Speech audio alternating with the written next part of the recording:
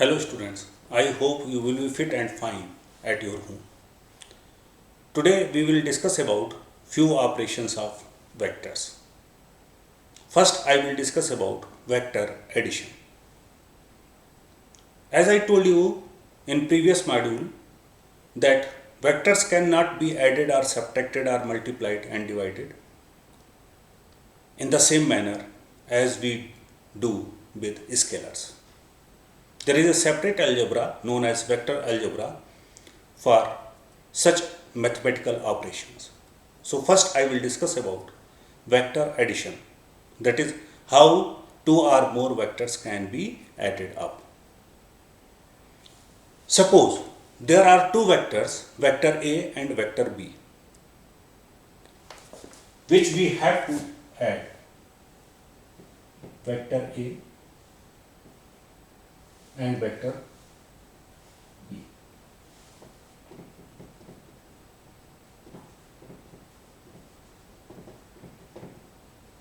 We have to add these two vectors. The process is very simple. On the head of first vector, we will put the tail of second vector in such a way that the angle between two vectors remains same. That is, we have to suppose, the question is we have to add these two vectors, vector A and vector B. Then this is vector A.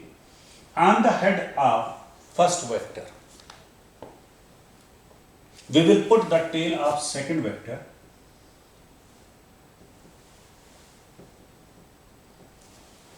Condition is that the angle between these two vectors,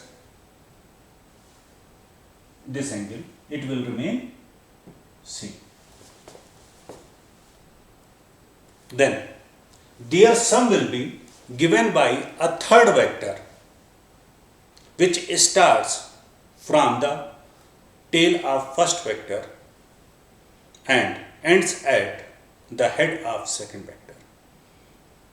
That is the resultant vector. That vector is called resultant vector.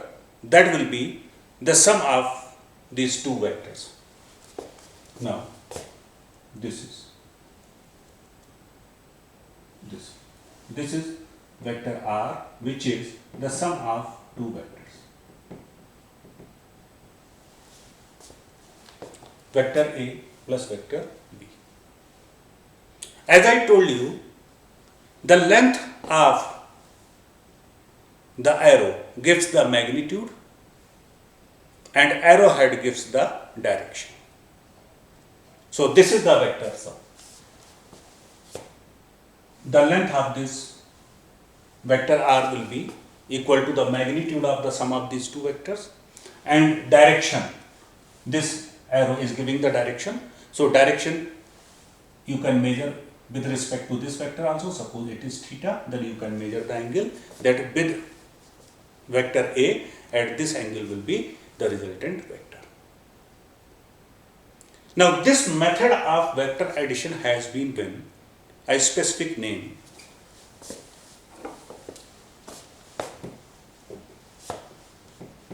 And that is called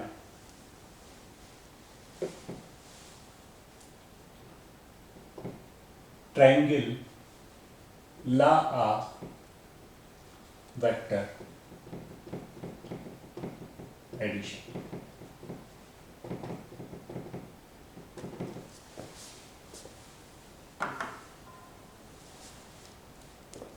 According to this law, if two vectors can be represented in magnitude and direction by two sides of a triangle taken in order, then the resultant will be given by the third side of the triangle taken in opposite order. Now what the rule is, I am telling you with the help of diagram. See, suppose these are the two vectors which have been added. This is vector B. Then, taken in order, these two vectors are completely represented by the two sides of the triangle. These are the two sides of a triangle which are representing vector A and vector B. Completely means they are representing their magnitude as well as their direction. Then the third side, this is the third side, taken in opposite order. See, the order was like this, but here it is not like this, it is in opposite order. So third side of the triangle will represent the vector sum of the two vectors. This is called triangle law of vector addition. There is another method also of adding the two vectors.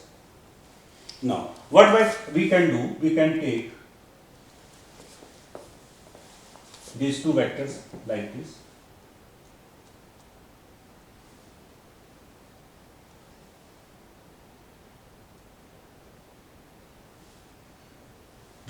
This is vector A and this is vector B.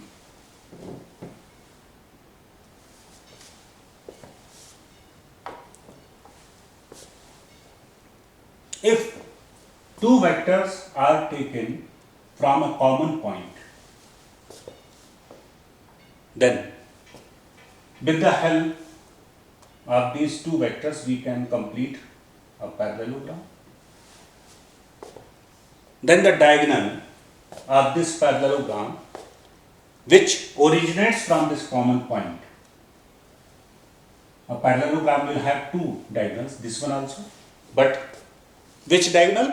Which originates from the common point will give you the sum of these two vectors. This will be the vector. This method of vector addition is called parallelogram law of vector addition. Basically, both the two rules are same. You can check also. In a parallelogram, the opposite sides are equal and parallel. Since they are equal, it means if they are representing vectors, the vectors will have same magnitude. And since they are parallel, it means the two vectors will have same direction. Since magnitude and direction of both the two vectors are same, it means the two vectors are equal vectors. Now you see, if I consider this side of parallelogram, this is parallel to this side and equal also. Therefore, this side will be representing vector B only. And now you check, vector A plus vector B equals to vector R.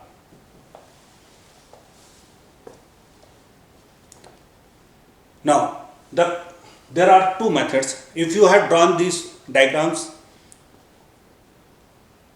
with the help of suitable scale, as I told you in the previous module, then by measuring the length of the resultant vector and converting it by the conversion factor, you can get the magnitude. Otherwise, we will go through the analytical method, mathematical method to get the resultant vector, the magnitude of resultant vector. So, either by this method or by that, the mathematical analysis is same. Suppose I am taking few points to make you understand.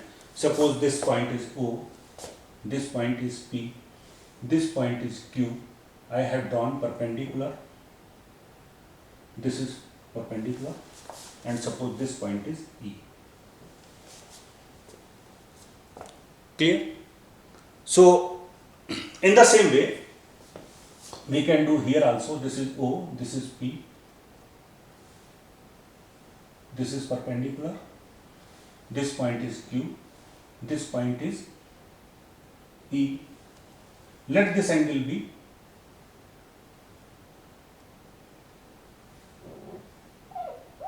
theta and this angle be alpha. So now you can see both the diagrams are having same approach. Now, entire explanation, since you see this is also representing vector B, this side PQ, so entire mathematical analysis will be same for both the two methods. Now, in right angle triangle OEQ, either you talk about this figure or talk about this figure. By Pythagoras theorem, we have OQ square equals to OE square plus QE square. This implies that OQ square, OQ is R, so R square equals to OE can be written as OP plus PE whole square plus QE square.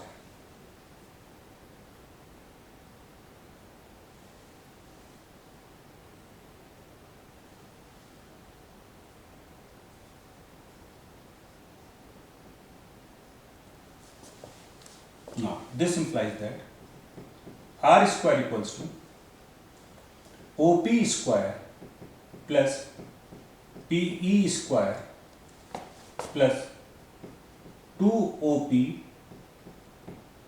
into PE plus QE square. Now, R square equals to OP square means this is OP, A square plus PE square.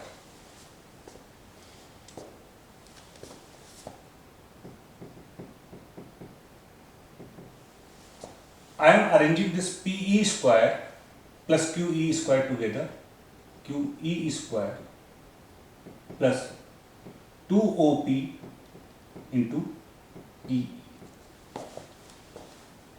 Now, R square equals to A square plus, here you need to pay attention, PE square plus QE square. This is PE square, this is QE square, and if you focus on this triangle, this is also right angle triangle. This is right angle triangle PEQ.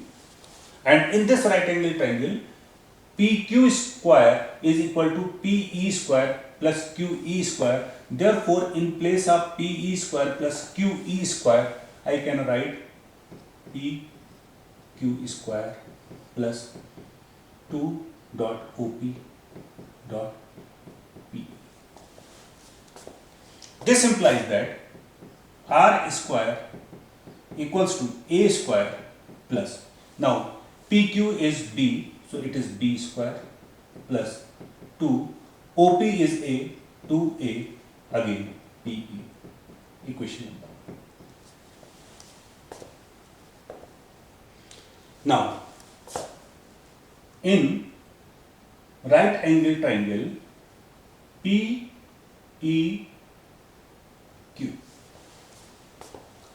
the value of sine theta is, sine theta is perpendicular upon hypotenuse, so it is QE upon PQ. This implies that QE will be equal to PQ sine theta, but again PQ is B, so it is B sine theta. This is second. Also cos theta in the same triangle. It will be based upon hypotenuse, So this is PE upon PQ. This implies that PE will be PQ cos theta. This equals to PQ is B, so this is B cos theta. This is third. From first and third, we get, this is first, R square equals to A square plus B square plus 2A, and in place of PE we can write B cos theta. So this is B cos theta, or the magnitude of R will be under root A square plus B square plus 2AB cos theta.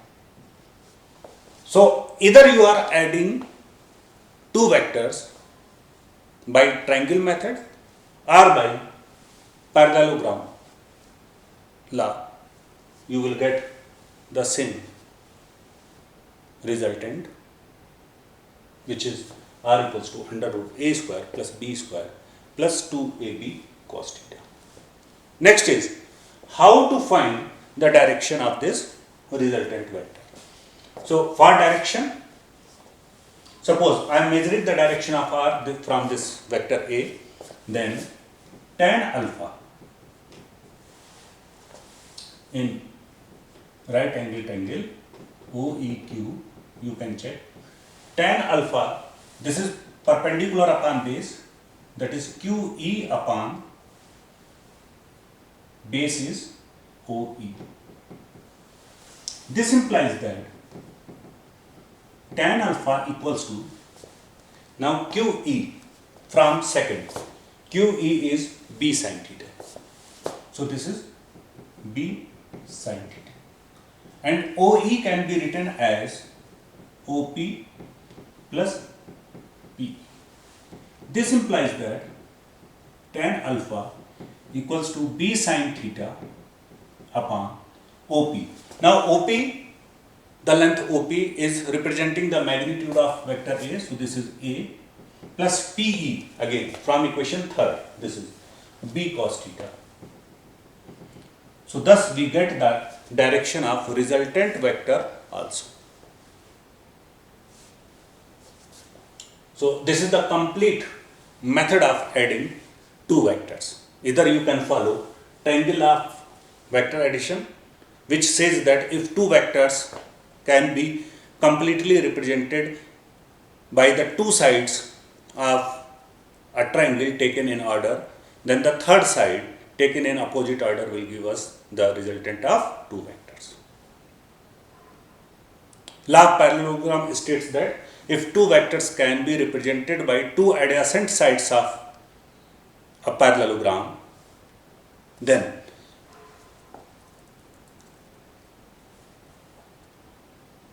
the resultant is represented in magnitude and direction by the diagonal of the parallelogram drawn from the same point. Now, the question is, what is the difference in scalar addition and vector addition? In scalar addition, the value is fixed, but in vector addition, the value may vary. For example, if we consider, to make you understand, suppose this is 3 Newton force and this is 4 Newton force, they are acting on a body, and these two forces are perpendicular to each other, then the resultant vector will be R equals to under root A square, means suppose if I am taking this A, then 9, B square, that is 16, plus 2AB, 2 into 3 into 4, and cos, angle between them is 90 degree, cos 90. Cos 90, as you know, 0. So value of this will be 0. Now this is 9 plus 16, that is 5 Newton. Then the effect, combined effect of these two forces on the body will be equal to 5 Newton. Direction we can apply by this. Now, suppose instead of this, the two vectors would have been, two forces would have been in the same direction. Then angle between them will be 0. And then in that condition, cos 0 is 1. So we will get under root 49 equals to 7 Newton. Then the total impact on the body will be 7 Newton. If two forces, they are acting in opposite direction, then angle between them will be 180 degree. 180, and cos 180 is minus 1. So you will get, this is minus 1. So here the sign will be minus 2 3 are 6 4 are 24, and you will get under root 1, that is 1 Newton. Thus, when you are adding vector quantities, the resultant also depends upon the angle between them. Now, the question is, if we will have to add more than two vectors, then what we will do? So, addition of more than two vectors.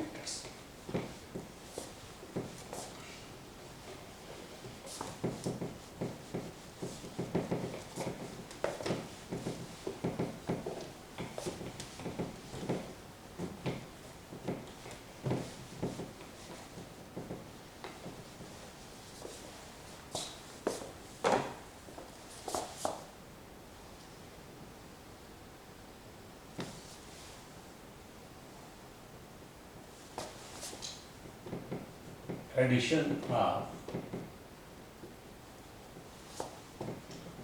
more than two vectors.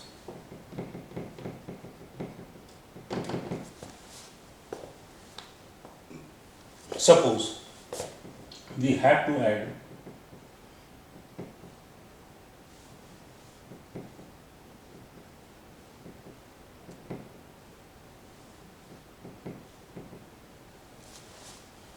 then what we will do, on the head of first, we will put the tail of second. On the head of second, we will put the tail of second in the same direction. Then we will join the tail of first, as we were doing in the process of adding two vectors. Same we will do. Then from the tail of first vector, we will join the head of last vector, and this will be the sum of vector A plus B plus C.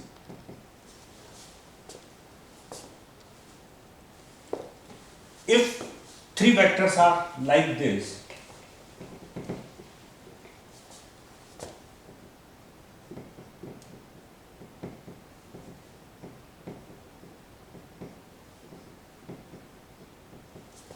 then on the head of first we will put the tail of second. On the head of second we will put the tail of third.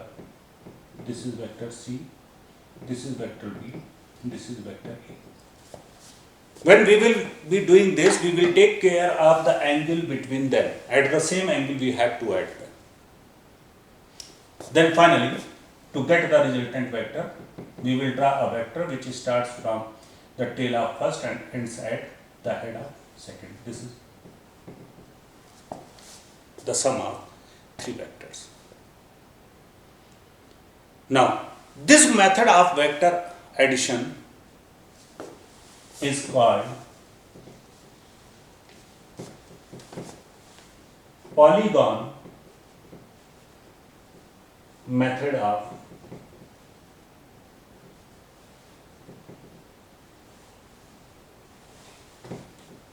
vector addition. Now, what is that? See, the polygon method of vector addition says that if the given vectors can be represented by the sides of a polygon, then the side which is closing the polygon, you must have read polygons are of two types, open polygons and closed polygons. If you see, before getting the resultant, this was the condition. Here three vectors were represented by the sides of a polygon completely in their magnitude and direction. Then we are getting this polygon is open polygon. Now, the side which is closing that polygon, this is the side. This will represent the resultant. So, the polygon method is, if the vectors, given vectors can be, if the vectors to be added can be represented in their magnitudes and direction by the sides of a polygon taken in order, then the side taken in opposite order closing the polygon will be the resultant of the vectors. Now, if vectors are such that they themselves are closing the polygon, this may be the condition. Instead of getting this, suppose we have to add four vectors, vector A, vector B, then vector C, then vector D, suppose. Then this is, suppose this is the situation, vector B, vector C. Now the polygon which we are getting on adding the vector is a closed polygon. In that condition, it is not possible to draw resultant vector, because how we draw the resultant vector? From the tail of first we join the head of last, and they themselves are coinciding. The initial point of first vector is coinciding with the final point of the last vector. So we are getting the closed polygon. In such condition, the resultant vector will be 0. If the polygon is closed, then the resultant will be a 0 vector. It may happen in case of triangle also. If three vectors are added, this is vector A, this is vector B, and this is vector C. Now you see, in such condition, the resultant vector will be 0. Now, I will discuss few properties of vector addition.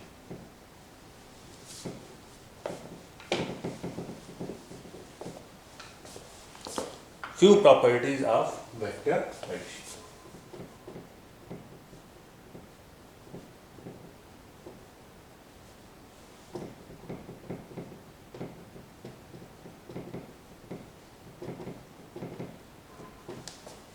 First is, vector addition is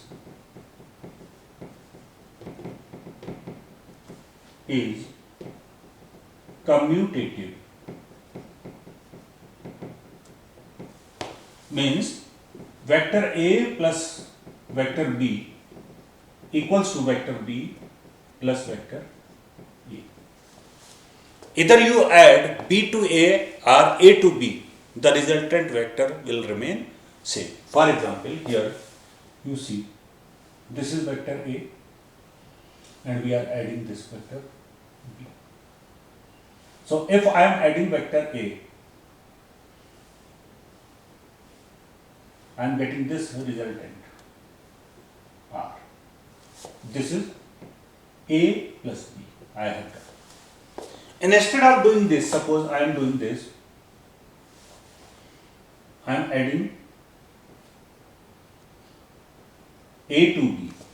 So first I will have vector B, then I will get vector A, then this will be the resultant vector. Now, if you will draw with the help of a proper scale, you can see both will be parallel and both will be equal in length. That is, magnitude will be same as well as direction will be same. Second rule, if you are adding more than two vectors, then vector addition is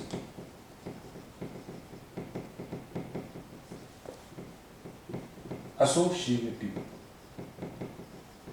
Means same rule.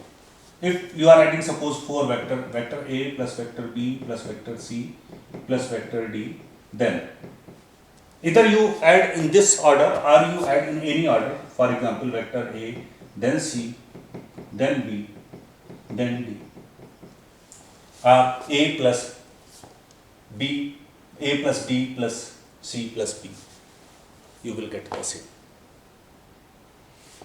Third, the maximum value of vector addition, that is maximum R will be A plus B and minimum value will be A minus B. This can be proved also. Resultant vector is given by A square plus B square plus 2AB cos theta. Cos theta has maximum value 1 and minimum value minus 1. So for R to be maximum, theta should be 0 degree. So that cos theta, cos 0 is plus 1. In that condition, you will get R maximum and this will be under root A square plus B square plus 2AB, that is under root A plus B whole square equals to A plus B. For minimum, R to be minimum, cos theta should have maximum value, and it is when theta between two vectors is 180 degree, then cos 180 will be minus 1. In that condition, resultant vector R minimum equals to A square plus B square minus 2AB cos theta. This equals to A minus B whole square equals to A minus B. From this discussion, one point is also very clear to us, that if two vectors are not equal, means they are not same, then at no cost resultant vector will be 0. Means you cannot add two vectors which are unequal to get the resultant 0, because maximum will be A plus B, minimum will be A minus B. R will be 0 only when vector A equals to B. So this is one of the important property. So what I told, addition of vector is commutative. Two vectors of different magnitudes can't be added to get resultant 0. The sum of vector is the vector drawn to complete the polygon formed by the given vectors. if 3 or more vectors themselves complete a triangle or a polygon, then their sum vector can't be drawn and therefore the resultant will be 0. The sum of vectors is associative. So these were the important points of vector addition. In the next module, we will discuss next mathematical operation of vectors. Till then, go through the module, try to learn the facts, try to go through the analytical mathematical analysis of the tangle method and parallelogram method. That is a 5-marker question. So today I will finish with this. See you in the next module. Till then, stay safe, stay home. Thank you.